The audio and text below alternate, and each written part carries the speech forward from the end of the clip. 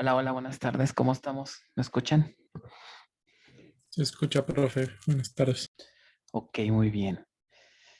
Bueno, pues vamos a comenzar la clase del día de hoy. Ya ven que habíamos platicado que tengo un famoso diplomado del trabajo, entonces, pues vamos a tener una hora de clase y pues vamos a tratar de hacer lo que habíamos platicado, ¿no? Este, lo que estaba pensando es ahorita, ¿qué les parece si avanzo en la teoría, en los conceptos y ya dejamos que de su lado traten de resolver la serie de ejercicios y ya el lunes vemos si hay hubo dudas en alguno de los ejercicios, ¿no? Y así avanzamos en los conceptos y ya ustedes me ayudan con los ejercicios. ¿Les parece bien? Sí, profesor. Bueno, entonces lo que vamos a ver, la clase del miércoles estuvimos viendo toda la parte de índices, ¿no? Todo lo que eran los tipos de índices, unique, non-unique, compuesto, y basado sobre funciones que fueron los más interesantes, digamos. ¿Ok? Entonces voy a dejar ahorita el ejercicio de lado, que sería, lo vamos a mencionar y ya les sigo para que después ustedes lo intenten. Este, el ejercicio es básicamente hacer algunos índices que vienen aquí. Por ejemplo, el primer índice es el ejercicio sería el 1.16 y lo que habría que hacer es, eh, dice, la combinación salón, sección y número de asiento debe ser única para cada cliente que compra un boleto. Es decir, sección, este, número de asiento y salón debería de ser una combinación única. Entonces, ¿qué tipo de índice aquí nos serviría para implementar este requerimiento? ¿Quién me dice? Un índice unique. Un índice unique, pero aparte de ser unique, ¿qué otra cosa tiene de peculiaridad? Tendría que ser compuesto. Ajá, muy bien, compuesto de estas tres columnas, ¿no? Ahora, con base a lo que platicamos, ¿en qué orden sería más adecuado crear ese índice compuesto? Número de asientos, sección y salón. ¿Se acuerdan que vimos que importa el orden, ¿no? En el que se pone el índice. Dijimos que la primer columna, ¿qué peculiaridad tiene la primer columna que aparece en el índice? Que siempre se tiene que hacer la consulta por dicha columna. Ajá. ¿Cuál de las tres columnas podría ser la más factible que se use para hacer una búsqueda de un boleto? ¿Por su número de asientos, su sección o o el salón? Número de asiento. Que el número de asiento, ¿no? Suena más común. Entonces, como primer criterio, convendría poner que el número de asiento, ¿ok? ¿Cuál podría ser el segundo criterio? Una manera de verlo también es cuando vamos de lo más particular a lo más general. El número de asientos es lo que también es más particular, ¿no? Y ya de ahí vamos generalizando. ¿Cuál podría ser el siguiente?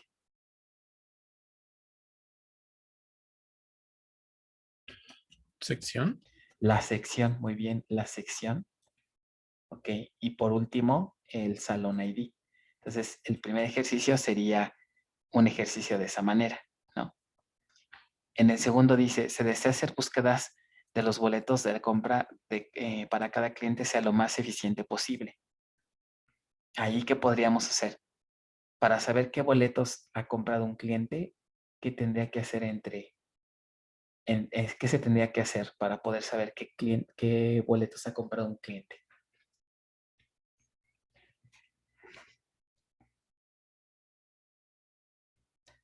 Tendríamos que hacer un join, ¿no? Entre estas dos tablas para saber qué cliente ID ha comprado qué boletos. Entonces, para que ese join se haga eficiente, ¿no? Para que la liga entre estas dos tablas pueda ser rápida, ¿qué se recomienda hacer? Poner un índice Ajá, en la llave foránea. en la llave foránea, exacto, Más, aquí. Entonces, la respuesta de este punto sería agregar un índice a esta llave foránea. Obviamente sería un índice de qué tipo? Non-unique. ¿Ok? No queremos que tenga valores únicos porque si le ponemos unique, volveríamos a esta relación de qué tipo. Si le ponemos un unique aquí, ¿se acuerdan? Sería 1 a 1. Sería una relación 1 a 1, cosa que no es cierto. Entonces sería aquí un índice non-unique. ¿Ok? Muy bien. Este sería el 2. Este siguiente se desea hacer adicionalmente búsquedas por el nombre del cliente. El problema es que algunos clientes están en minúsculas y otros en mayúsculas. Para lo que se pretende aquí es que se puedan hacer búsquedas, ¿no? Sin importar si estén en minúsculas o mayúsculas. Y para que esas búsquedas se hagan rápidas, se quiere indexar la columna. ¿Ok? ¿Qué nos convendría hacer para que tuviéramos un índice que sí se utilice? Sin importar si están en mayúsculas o minúsculas los nombres de los clientes. Hacer el índice con una expresión. Basado en funciones, ¿no? Basado en funciones. En donde pues ya sean usar lower o upper para que las consultas sean, no fallen, ¿verdad? Pero como estamos usando una función para evitar que se ejecute la función por cada registro, haríamos que un índice basado en funciones, ¿no? Entonces, de esa manera es como podríamos resolver este tercer punto. Ok. Muy bien. Y luego viene una pregunta, ¿cuántos índices se crearán después de haber creado todas las tablas? ¿Qué opinan? En total.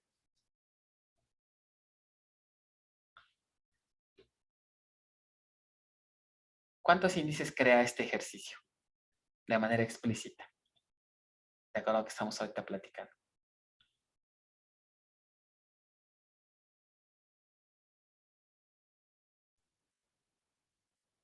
Serían 3 por cada, ¿3 por cada qué, perdón? 3 por cada llave primaria. 3 por cada llave primaria. No. Se refiere a las instancias, ¿no? 3 en total y... Ajá, serían 3 índices, 1 por cada llave primaria. Sí.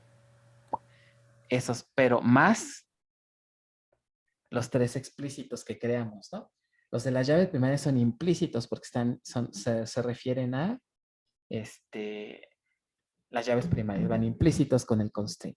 Por ahí tenemos otro implícito, ¿no? Que es el unique, porque por ahí dice que tenemos un, bueno, no es implícito, ¿no? Son 3 explícitos, aunque sea unique, los 3 que estamos creando aquí. Entonces, 3 más 3 que existen serían 7 índices. ¿Cómo comprobamos en dónde están esos índices? ¿Cómo podrían comprobar? Pues solo sabemos que están en algún lugar del diccionario, ¿no? De datos. Ajá, y esa vista se llama User index. user indexes, en plural. Pues pueden echarle un ojo ahí y ver qué columnas podrían ser interesantes. Sería bueno hacer una consulta y ver ahí qué columnas podríamos seleccionar, ¿no? Bueno, ese es el ejemplo de los índices, ¿ok? Vamos entonces ahora con lo que serían las vistas, ¿ok? De todas formas, recuerden, aquí está el PDF, también de ese se pueden auxiliar, ¿ok? Las vistas. ¿Qué es una vista? Como su nombre lo indica, la vista es una especie de proyección, si quieren verlo así, de una que me puede mostrar un subconjunto de columnas o renglones y pueden ser de una o más tablas. En realidad lo que hace una vista es tener la posibilidad de encapsular una consulta. Supongamos que tenemos una consulta y esta consulta lo que hace es hace joins entre varias tablas. Normalmente son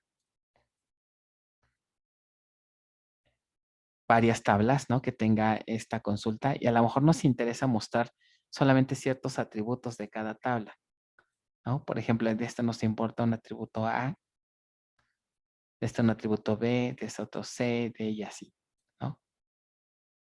D.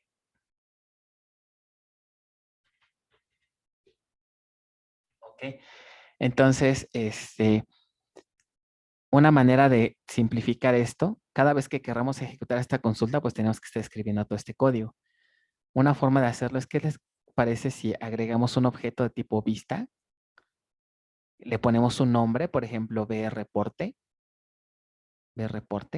pero a este objeto le vamos a asociar una consulta. Esta consulta, este select, que es complejo, select from muchas tablas, ¿ok?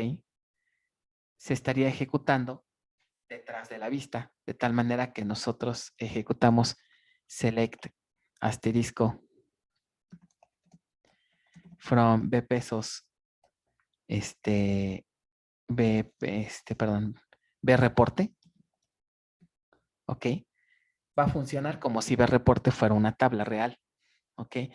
En realidad lo que se hace aquí es mostrar el contenido de la vista, pero la vista a su vez ejecuta esta sentencia, que es la que ya contiene todos los joins, ¿no? Y toda esa parte. Entonces simplifica, ¿no? El uso de consultas y las englobamos. Si son consultas muy frecuentes que no cambian en nada, y que son un tanto complejas de estar escribiendo, puedo crear una vista y cuando quiera ejecutar la consulta lo hago a través de su vista. Y con eso, pues nos ahorramos estar reescribiendo cada rato, ¿no? El código. Entonces, ese es uno de los usos que tiene una vista. Otro uso que pudiera tener es en el propio diccionario de datos. El diccionario de datos en realidad son tablas, no son vistas, pero están obviamente ligadas entre sí. ¿Ok? Y hay aquí cierta complejidad, ¿no? De todas las tablas que tengan. Entonces, nosotros no tenemos acceso directo a estas tablas, sino lo que hace la base de datos es que nos genera una serie de vistas, ya con los datos más ordenados, más adecuados. ¿Ok? Y entonces nosotros como usuarios accedemos únicamente a estas vistas. Las vistas a su vez pues apuntan a estas tablas, pero nosotros llegamos hasta este punto. No tenemos acceso directo a las tablas, llegamos hasta aquí. O sea, las vistas en este caso nos sirven como un mecanismo de seguridad para evitar accesos que no deben de ser.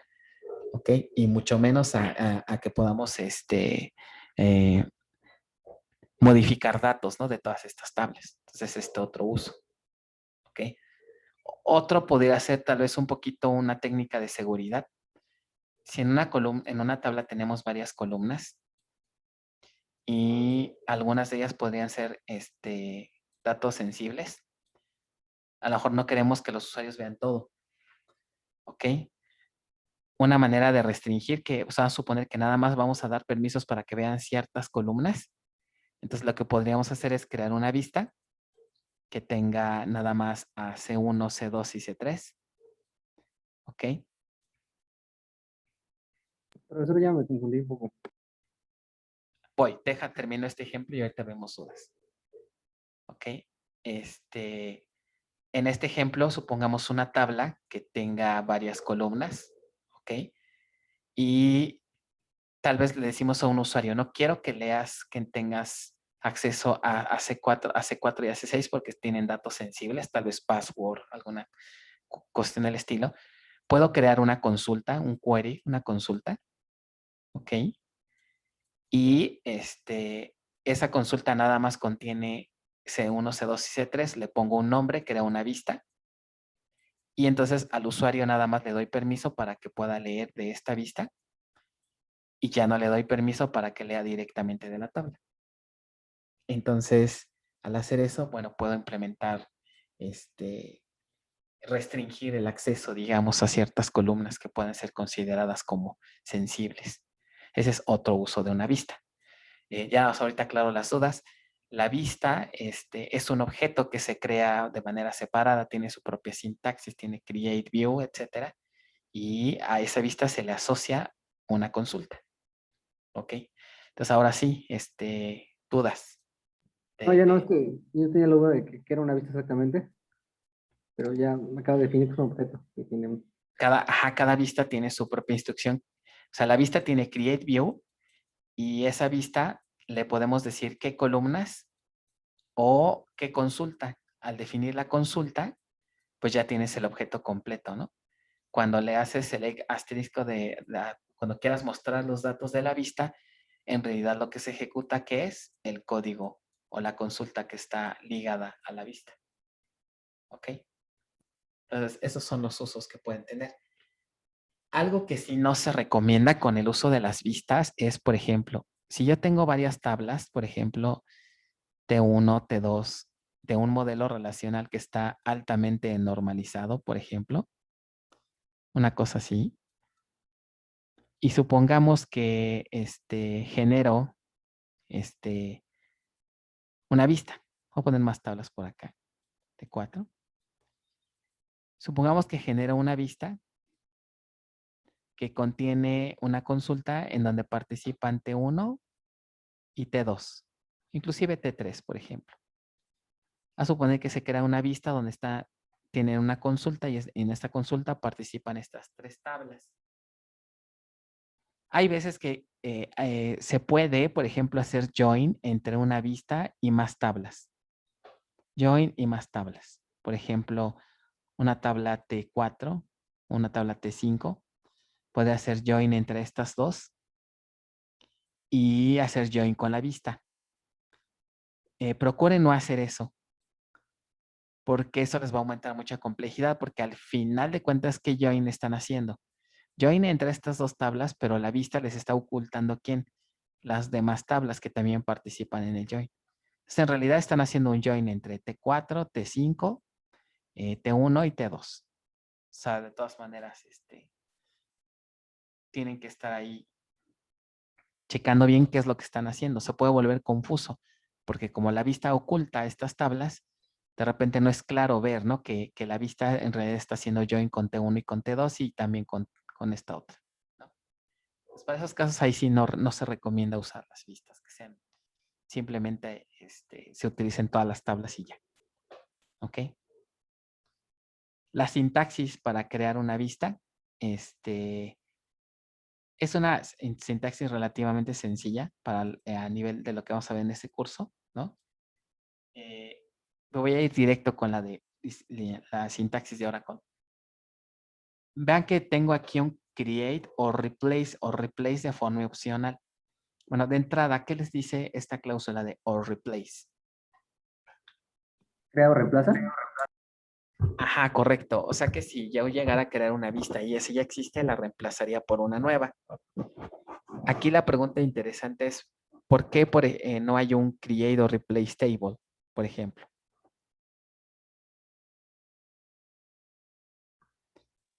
¿O si o creen que se pueda? Porque, bueno, las tablas. Ah, no se te escucha bien, como que el audio se corta. Ah, sí, se sigue bajando el audio, no sé por qué. Es porque en las tablas tienen referencia hacia otras tablas. Se baja. Las tablas tienen referencia hacia otras. Bueno, ¿cómo se llama? Bueno, esa es una. Si se eliminara, no podríamos eliminarla porque efectivamente tiene referencias, ¿no? Está bien. Si borramos una tabla padre o si la reemplazamos, por ahí tendríamos tener problemas con las foráneas. Pero hay otro nivel de datos. Si hago el replace de la tabla, ¿qué le pasa a los datos que pudiera tener?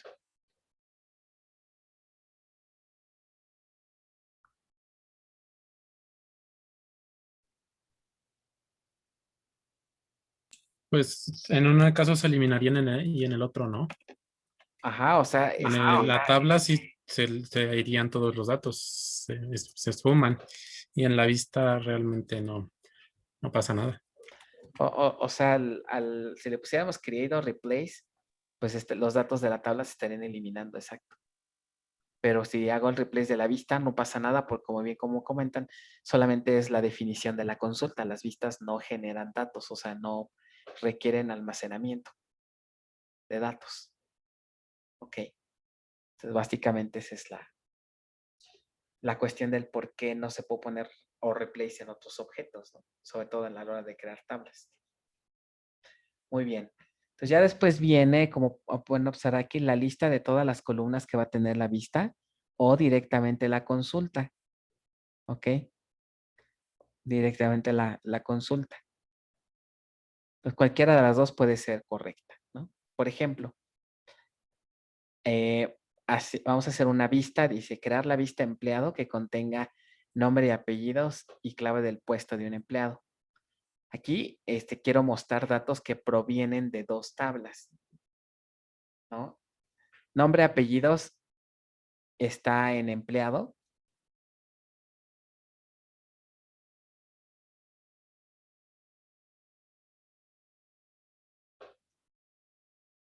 Ajá, está, déjenme ver.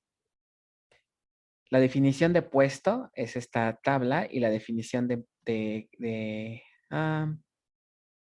cónyuge y de empleado. Ok, entonces aquí está la definición de empleado. Entonces, fijan, tiene muchos atributos, pero yo lo único que quiero mostrar es qué cosa.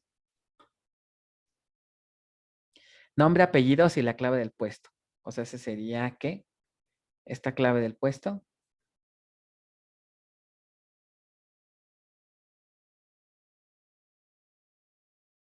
Y entonces está la definición de puesto y la definición de empleado. Entonces están aquí las dos tablas.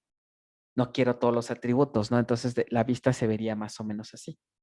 Create o replace view, el nombre, abro paréntesis.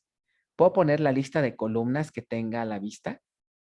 Inclusive le puedo cambiar el nombre, no tiene que coincidir con las columnas de las tablas originales.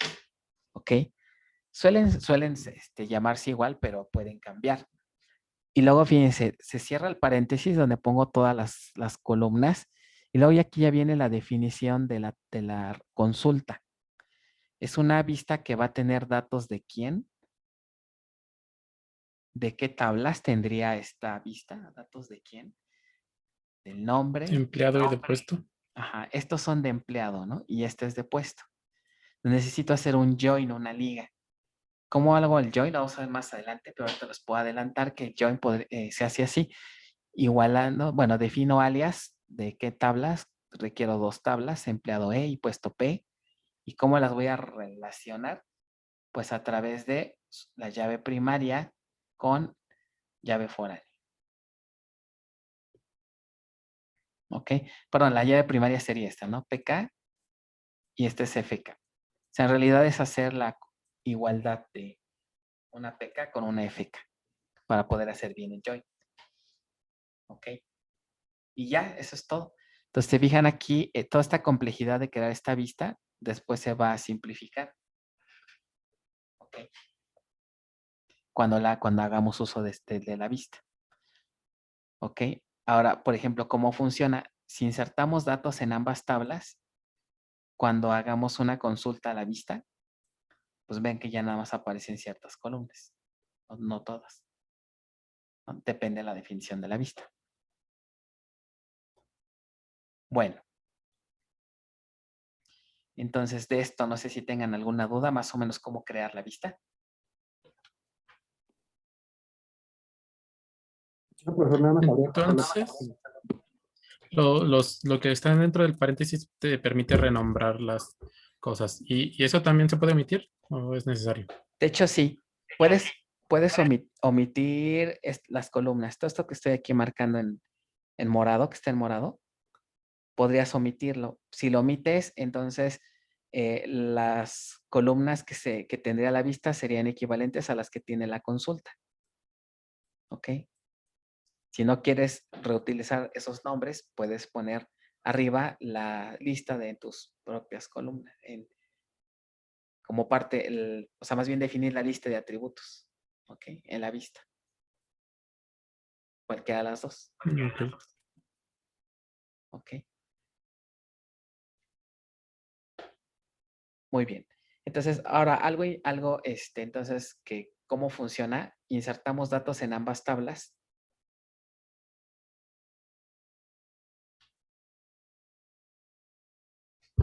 Ajá. Insertamos en las las tablas que alimentan a la vista y a la hora de consultar la vista simplemente ponemos el asterisco from B empleado y ya tenemos los atributos que nos solicitan. ¿No?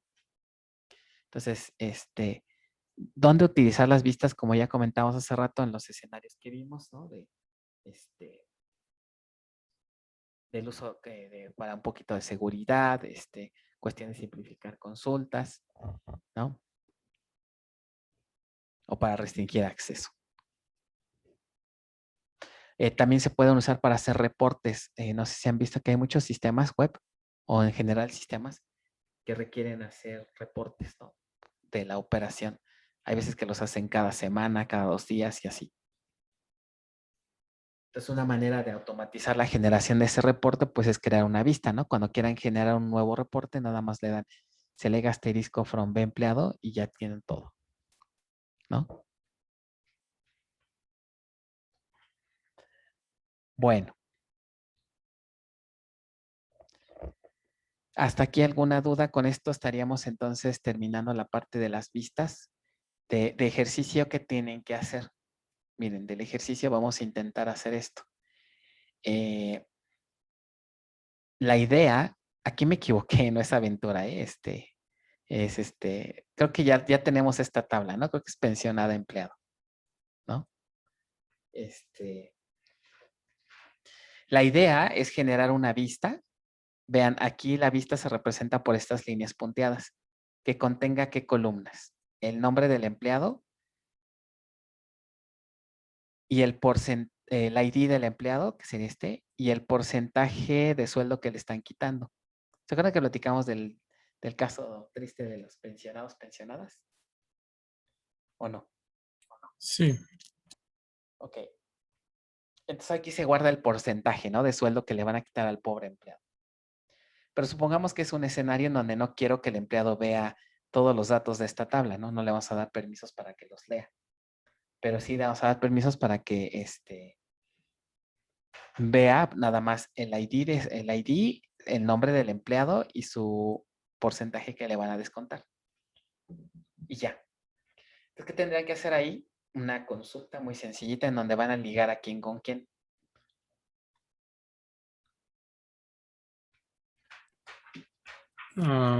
Empleado con la tabla que Intermedia, ¿no? relacionaba. Así es. Ok. Y ya con eso pueden crear su vista. Le ponen select asterisco from empleado y ya tiene la vista completa. Ok. Bueno, eso sería en cuanto a las vistas. No sé si hay alguna duda de lo que van a hacer en este ejercicio.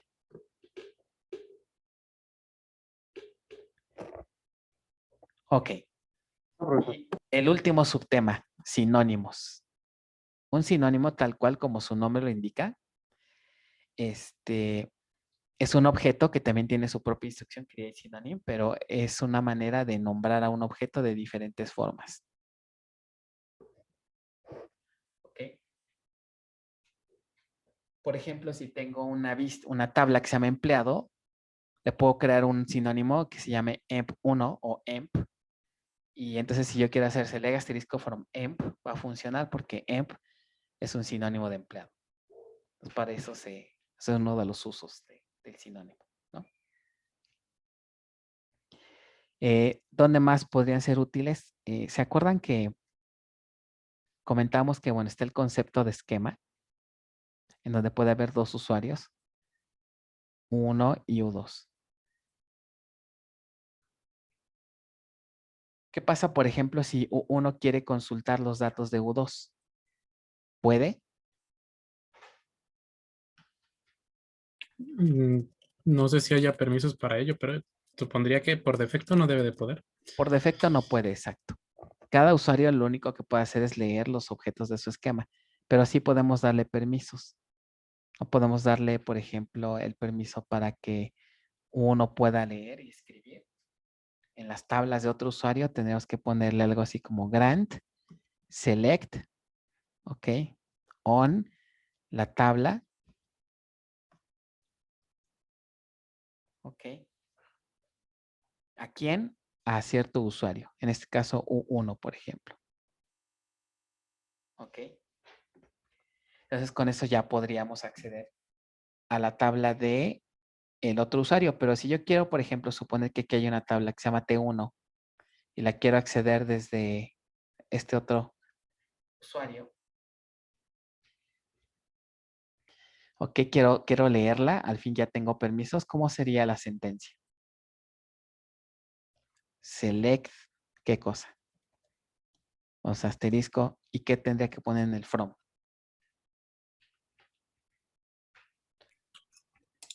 El nombre del usuario. El nombre del tabla. esquema, ajá. que sería U2, por ejemplo, ¿no? Y luego la tabla, el nombre de la tabla. Ok, nombre tabla. From lo que sea, ¿no?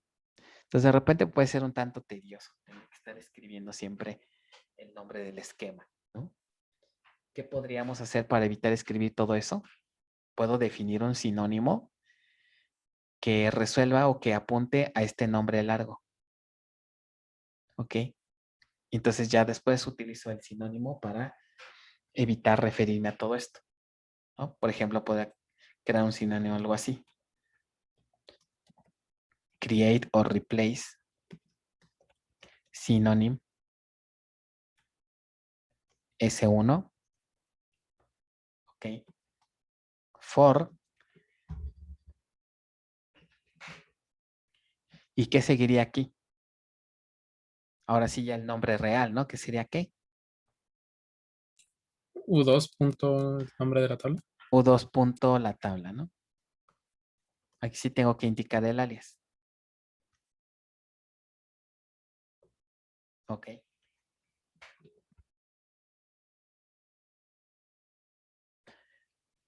U2 punto tabla. Entonces, el esquema, perdón, y la tabla, y entonces ya después, ya nada más puedo hacer select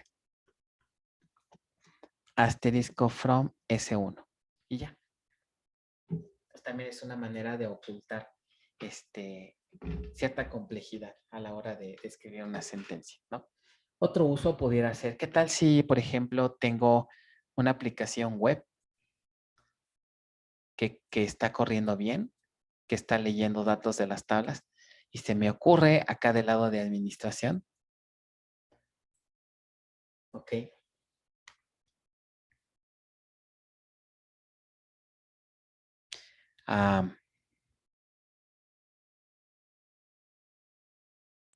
Cambiar el nombre de una tabla.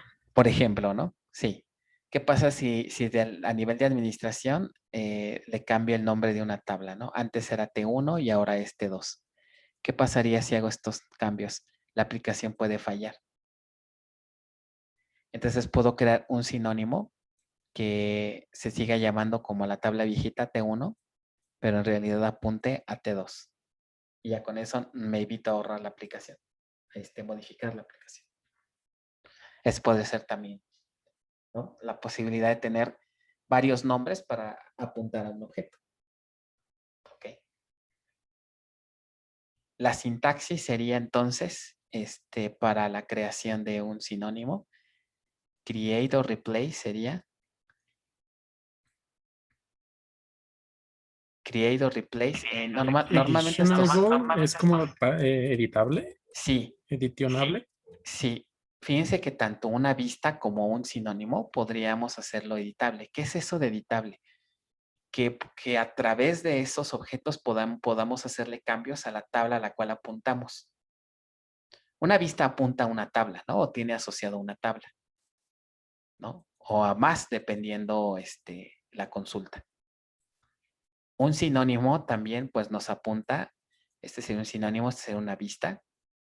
Un sinónimo también apunta a una tabla real, ¿no? Entonces, estas opciones sería para, si podemos, si hacemos insert, por ejemplo, insert into, una operación de inserción, pero apuntamos a la vista, no es que se inserten los datos en la vista, sino en realidad se insertan ¿en dónde? En la tabla que está detrás de la vista. ¿Ok? El sinónimo, digamos, puedo usar esa opción para a partir de él hacerle cambios a la tabla, por ejemplo. ¿No? Entonces, para eso pueden ser, no se utilizan realmente mucho, normalmente los sinónimos solamente es para crearlos y después usarlo para hacer referencia a otra tabla, ¿no? Y hasta ahí. ¿Ok? Ejemplo de un índice. Lo que les decía, podemos crear un índice para no tener que estar escribiendo el esquema y el usuario. Entonces puedo poner, aquí hay un detallito. Este es un error. Aquí no debe de ser private. Esa palabra no existe. ¿Ok? Lo que sucede es que hay sinónimos que son públicos y privados. Si defino un sinónimo público, ¿qué creen que características va a tener? Que sea accesible por todos. Ajá. Que ese sinónimo va a estar visible para todos los usuarios. Entonces ahí también hay que tener cuidado, ¿no? Porque crear uno así visible para todos puede que no sea lo que queramos. ¿Ok? Y si lo quiero, por el otro lado, privado, es decir, que nada más lo pueda usar su dueño, utilizo private. ¿Ok? En lugar de public. ¿Vale? Entonces, más o menos así se vería la sintaxis. Create or replace synonym, cliente, for, y el nombre real, ¿no? Admin clientes o cliente. Entonces, así ya con este nombrecito, cliente, podemos referirnos a una tabla cliente, pero que está en un sitio o nodo diferente, ¿no? Perdón, pues que está para un usuario, que le pertenece a un usuario distinto, ¿no? Bueno, entonces básicamente eso es lo que haría un sinónimo. En el caso de un público o de un privado. ¿Ok? Donde se llega a usar también es un poquito en bases distribuidas, ¿no? En bases distribuidas se llega a ocupar un poco, porque ahí ya usamos ligas. Esta liga me apunta a un sitio. Entonces puedo poner algo así como select asterisco from tabla arroba L1, en donde L1 es una liga. ¿Ok? Es un objeto que me apunta a una base de datos remota. Entonces, para no tener que estar escribiendo todo esto, tabla arroba L1, le puedo crear un sinónimo para que me oculte este pedacito y nada más me lo deje como como si fuera local, ¿no? Le puedo poner este sinónimo L1, ¿no? O más bien tabla, y ya no va a haber problemas, ¿no? Porque lo estoy accediendo con un nombre diferente. Bueno, entonces esta es la parte de los sinónimos. De la parte de los ejercicios que hay que hacer. La idea es la siguiente. Tenemos aquí dos usuarios. Uno que es el usuario del tema, que es el 010, su usuario 0107.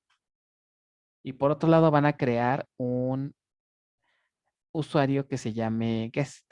No, invitado. Invitado. Entonces resulta que este usuario tiene una tabla que se llama empleado. ¿Y qué pasa si el invitado quisiera leerla? Primero tendríamos que darle permisos para que el usuario la pueda leer, ¿no? Para que invitado pueda leer. Ya que le damos el privilegio, entonces ahora a este usuario le vamos a dar el privilegio para crear sinónimos, si no, no podría crearlos, ¿no? Tanto públicos como privados.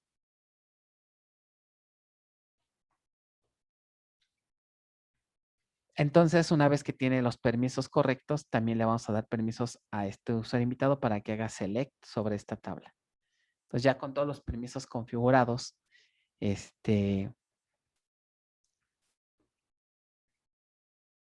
usuario quisiera, ¿verdad? Que su consulta pues no tuviera que estar poniéndole arroba y el sitio, ¿no? Porque es un poco tedioso. Entonces, para eso la idea sería crear un índice, ¿no? O también, por ejemplo, si es una base local, para poder acceder a la tabla sin tener que ponerle el esquema, ¿no? Algo como esto sería a lo largo, select asterisco from empleado, no, primero el esquema, ¿no? From, por ejemplo, en mi caso, 0107, 07, ok. Punto empleado, por ejemplo. Eso sería la forma larga, por así decirlo. Le creo un índice, entonces puedo algo así, create índice, un sinónimo, perdón, create or replace. synonym.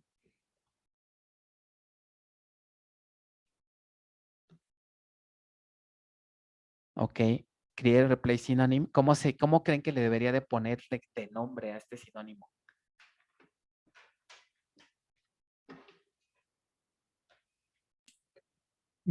Empleados. Digo, empleado, ¿por qué? Algo así. Empleado nada más. ¿Y qué va a apuntar a quién?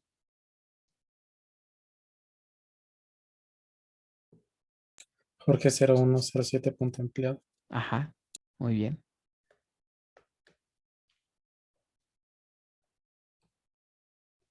Ok. Y con esto ya me ahorro que cuando acceda a la tabla tenga que estar poniendo el nombre del esquema. Ya después puedo poner select lo que quiera, ¿no? Asterisco from empleado. Esta consulta pues sí va a funcionar. Ok. Porque empleado es un sinónimo y a su vez apunta pues a una tabla. Ok. Bueno, pues esas son las ideas. Entonces, la idea aquí es que este usuario invitado va a crear tanto un público como un privado y después comprobar que tenemos acceso, ¿no?, a la tabla usando los sinónimos. En uno no, porque es privado. Bueno, la manera de validar si funciona o no bien, aparte de ser privado, ¿cuál sería? Intento acceder al sinónimo privado de otro usuario y que me debería de marcar ahí. ¿No existe? Ajá, que no existe. Error. Un error. Pero si invoco al público, debería de ser exitoso. Entonces, es la manera como podríamos comprobar, ¿no?, esta parte. ¿Dudas de esto en general? De lo que vimos, sinónimos, vistas.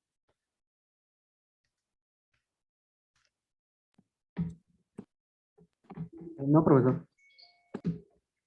Muy bien. Con lo que la próxima semana, el próximo lunes, me gustaría ya empezar con el tema número 8. ¿Ok? El lunes vamos a empezar a reserva de que tengan excepciones. ¿Ok? O o errores. Las revisamos el lunes. Nos falta ver el PDF de la parte 2. Sin embargo, el PDF de la parte 2 todavía está mucho más accesible para ustedes. Realmente no necesitan aquí mucha explicación.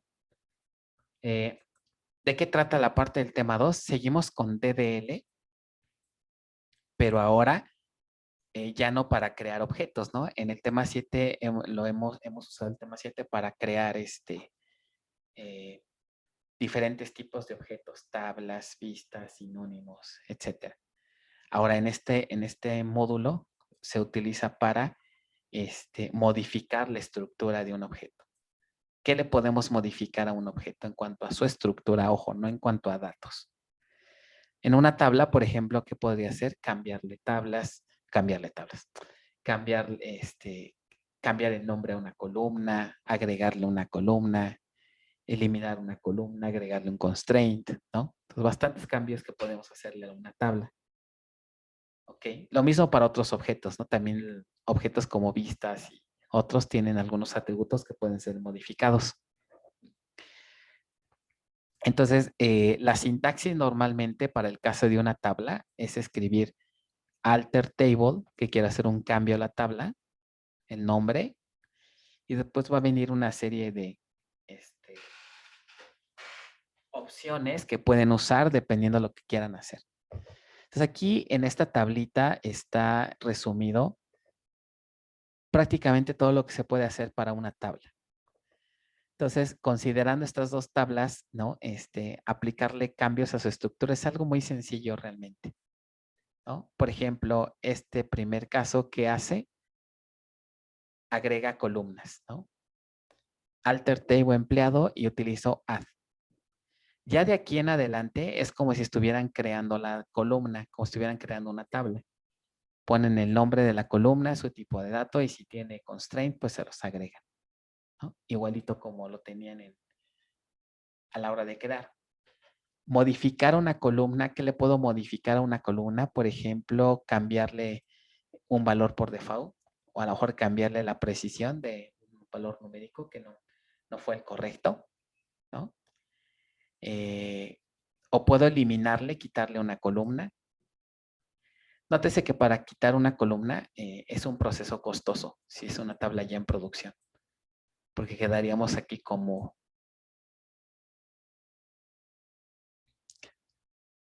Si la tabla es muy grande, remover esta columna y, digamos, unir otra vez todo, es una operación un tanto larga y costosa, si la tabla es muy grande. Entonces, lo que podemos hacer es, si está muy ocupada la base, cuando querramos eliminar una columna, la podemos marcar nada más como unused, para indicar que esa columna ya no debe ser visible ni utilizada. Y ya después, cuando la base esté más tranquila, ya podemos decirle que haga drop de todas las columnas que se marcaron ya como unused. Ya ya fuera de uso, ya no se puede ver ni nada, ni consultar. Una vez que ya hayas eliminado, una vez que ya la hayas marcado como unused, ya no puedes usarla, ya no puedes acceder a ella. Es como si ya no existiera. ¿Ok? Pero ahí la dejas para que después, con calma, cuando la base no tenga tanta carga, ya la eliminas, ¿no?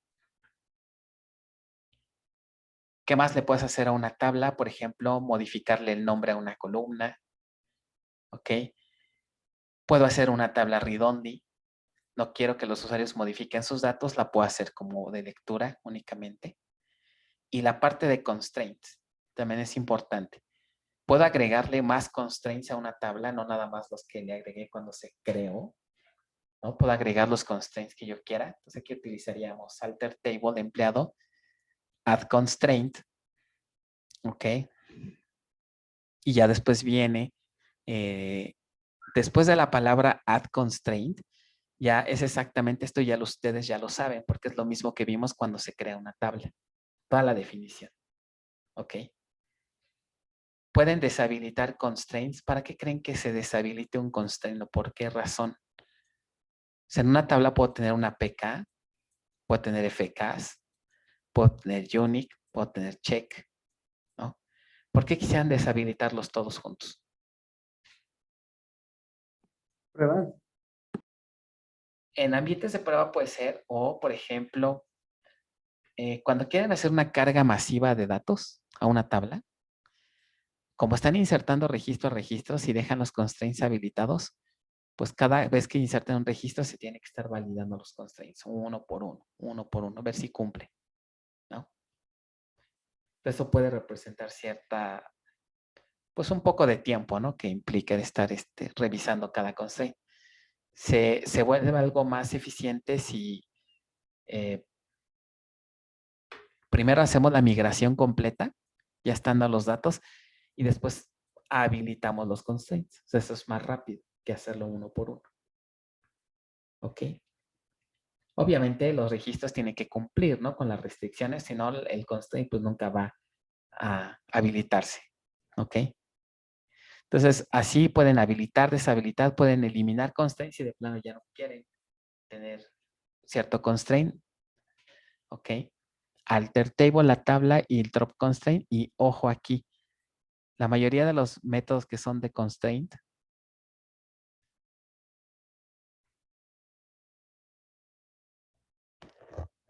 aquí entonces, normalmente, a ver aquí. Cuando tenemos que hacer uso de un constraint, ¿no? Tenemos que especificarle el nombre. Quiero borrar un constraint, ¿qué constraint quieres borrar? Quiero deshabilitarlo, ¿qué constraint quieres deshabilitar? Entonces necesito saber el nombre. Pero se acuerdan que nosotros definimos una nomenclatura, una convención. Si seguimos una convención, entonces fácilmente podemos saber a qué constraint nos referimos. ¿Ok? Si no seguimos las convenciones, pues aquí tendríamos primero que buscar el constraint en el diccionario de datos, saber cuál es, y luego ya después venir a hacer la instrucción. Por eso el énfasis que les hacía de ponerle nombres correctos a los constraints, ¿no? ¿Qué más puedo hacer? Puedo renombrar una tabla, puedo eliminar una tabla, drop table, ¿ok? Esta instrucción de drop table pudiera fallar si en casos donde, ¿qué pasa si esta tabla está siendo referenciada por otra? ¿no? Hay una foránea de esta tabla. Si hay una foránea, no la puedo eliminar, ¿no? Porque tiene referencias. ¿Ok? Hay dependencias. Si quisiera eliminarlas, puedo poner drop table puesto cascade constraints. ¿Qué creen que haga esta cláusula cascade constraints? Que elimina las relacionadas. ¿Pero qué elimina? Ajá, elimina algo, pero ¿qué? Las otras tablas. Las tablas no. La Sería tabla, muy ¿sí? agresivo eliminar la tabla. La tabla se elimina, pero ¿qué se elimina en sí?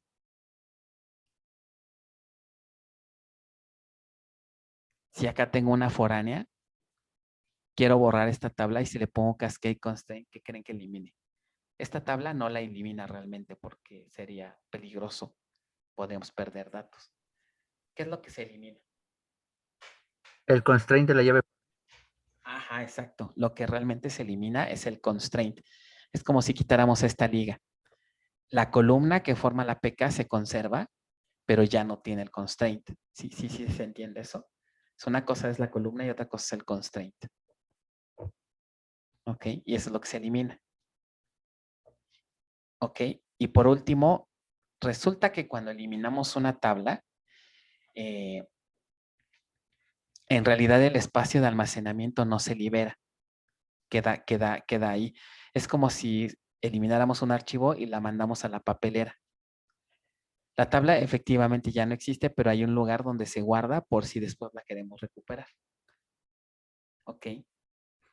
Entonces, eso si no queremos realmente que se guarde en esa papelera, podemos usar esta instrucción.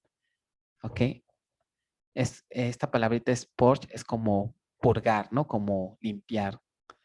Si ponemos esta instrucción, ahí sí ya no hay vuelta de hoja, ¿no? La tabla se elimina y se libera el espacio. ¿Ok? Y pues bueno, a nivel general, este es el resumen. Con todo esto, ya sin problemas, aquí hay más ejemplos también, si se fijan. Ustedes solitos pueden revisar todos estos ejemplos y es relativamente sencillo de entender. Esto les ayudaría entonces a la serie del tema, de la parte del tema 2, la serie de ejercicios. En esta parte, lo que les pide es, van a crear otro usuario nuevo, así como teníamos el usuario 0105, ahora vamos a crear el usuario con su nombre, 0105 y el 2, que diga, digamos, parte 2. ¿Ok? Y van a ejecutar los scripts que les dice aquí.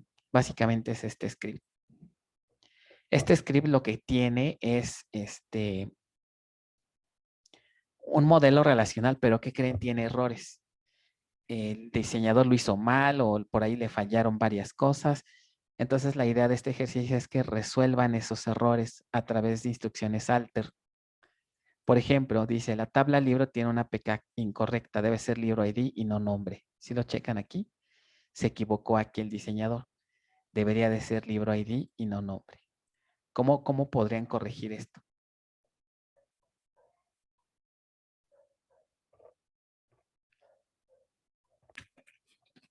¿Se les ocurre algo? Eliminando el constraint y poniéndole otro.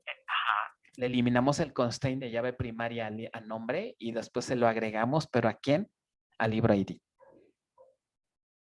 ¿Ok? De esa manera pueden corregirlo.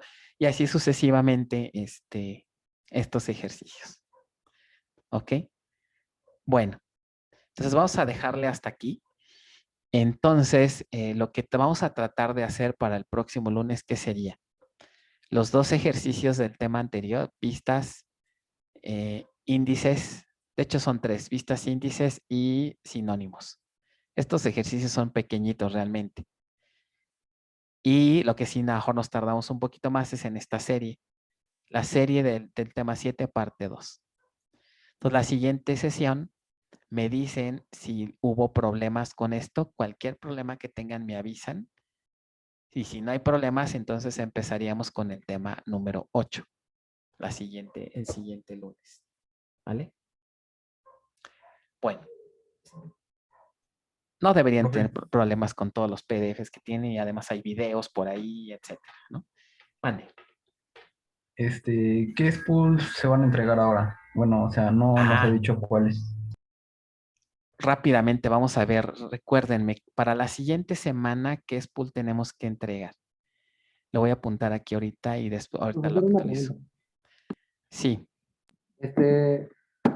¿Hay que entregar ciertos ejercicios o todo lo que hemos hecho en clase? todos se entregan, todos los spools y todo lo que hagamos en clase. Acuérdense que dijimos que hay un spool que se hace en clase de los ejercicios que resolvemos y todos tienen que estar resueltos, todos los de las series, todos, ¿ok? Más los que se hacen de tarea, Sí, profesor. ¿ok? Otra pregunta. Si en algún momento tuvimos errores, ¿hay que borrar todas esas líneas de errores? No se preocupen. No pasa nada si se equivocan y si su spool se va con errores, no hay ningún problema, siempre y cuando al final se corrija, ¿no? O sea, pueden tener muchos intentos, muchas fallitas ahí, que se me equivoqué en un punto y coma, y etcétera. Pero al final se corrige y funciona. ¿Ok? A ver, entonces, ¿qué se tiene que entregar? Spool de lunes, ¿no? Spool, el miércoles hicimos algo de ejercicios, creo que sí, ¿no? Sí. ¿Y qué tareas hemos dejado? Se quedó la primera tarea de, no sé si fue el viernes o el lunes, la del cómic, las tablas temporales. Eso ya se entregó, ¿no? No, no está habilitado. ¿Sí? Nada más no se los he habilitado. Estos son varias tareas, ¿no? A ver, está Es la que tabla externa, de la tabla spools no hemos temporal. No entregado subí nada. nada. Ok, es que no se los he habilitado entonces, ¿verdad? Ok. Entonces están los spools de las clases. ¿Cuántas clases llevamos de SQL? ¿Alguien recuerda? On commit. Está la tabla de las externas, está la de on commit, la tabla de on delete. Y está la tarea de la columna, de la columna identity, ¿no? Hasta ahí. Columna identity. Hasta ahí van. ¿Ok?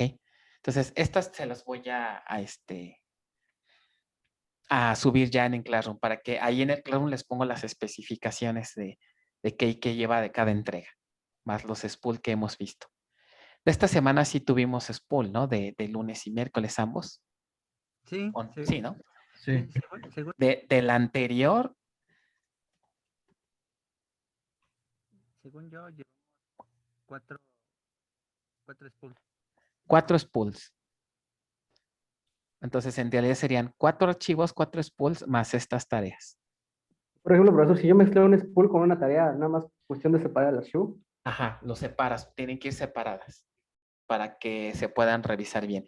No suban sus archivos comprimidos, póngalos todos en TXT, separados. ¿Vale?